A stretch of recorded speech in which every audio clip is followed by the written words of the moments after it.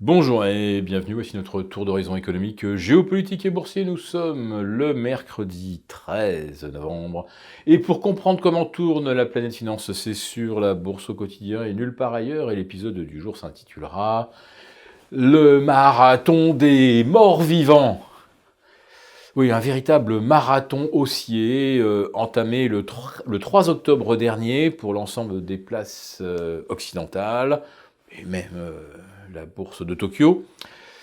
Un marathon haussier de 5 semaines et demie, où les indices auront gagné entre plus 8 et plus 10%.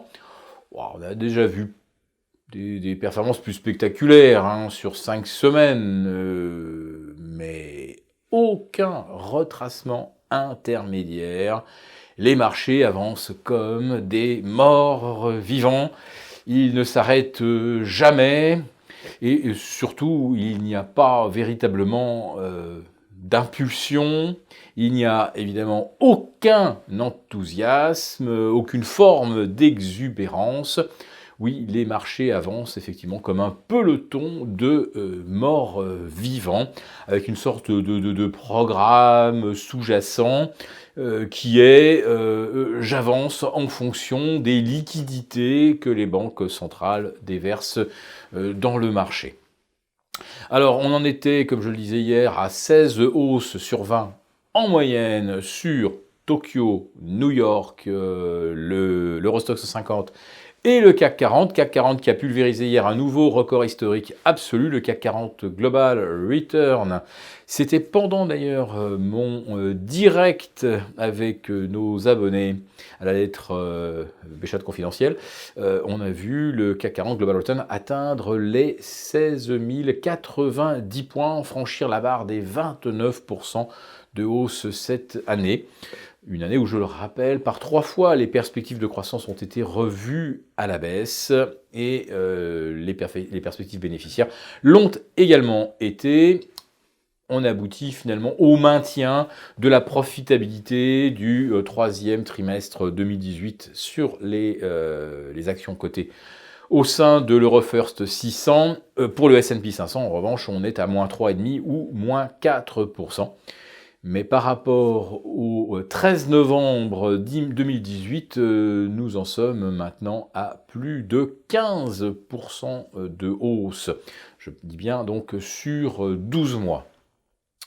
Alors l'image des morts vivants, elle s'applique également à plusieurs champions de l'extraction de pétrole de schiste, pétrole et gaz de schiste. Depuis longtemps, chez Zapic est en sursis, titre qui a perdu 97% de sa valeur en 3 ans et qui vient de perdre 50% supplémentaires en une semaine. En fait, on est passé de 1,40$ à 0,65$. On va dire que là, vraiment, c'est la fin du parcours pour chez Zapic, qui fut quand même le numéro 2 américain de l'extraction de gaz. Donc, c'est pas un petit producteur local qui fait faillite dans son coin. Non, il s'agit là d'un véritable géant de cette industrie et dont le PDG fut l'homme le mieux payé du S&P 500 en 2012 et 2013 avec un salaire de plus de 100 millions de dollars, 112 millions de dollars. À l'époque, oui, le baril de pétrole valait plus de 100 dollars. Et pour chez Zapic, eh bien, c'était considéré comme une des valeurs les plus emblématiques, une même des mieux gérées, disait-on, à l'époque, alors qu'en fait, elle ne faisait qu'accumuler des dettes. Et puis il y a une autre valeur emblématique des bassins permiens. Il s'agit de Range Resources. Là aussi, on est sur des moins 50, moins 60 depuis le début de l'année, et avec un endettement évidemment qui est ingérable. Et puis hier soir, un autre warning qui là aussi va provoquer une chute abyssale des cours. Aujourd'hui, il s'agit de Tullow Oil. Là aussi, un spécialiste des forages diagonales, spécialiste du gaz liquéfié. et qui, malgré des permis de forage, ne parvient plus à maintenir sa production. Or, quand on est déjà ultra endetté, la seule solution, c'est de sortir le maximum de pétrole que l'on transforme en cash flow pour rembourser sa banque.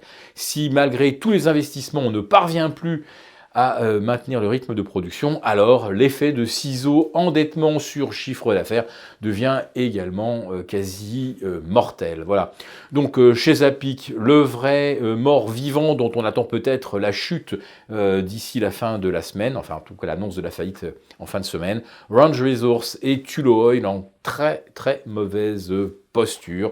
Et je rappelle que cette industrie du pétrole de schiste n'a pu exister que grâce à des taux quasi nuls, sans quoi ça n'aurait jamais été rentable.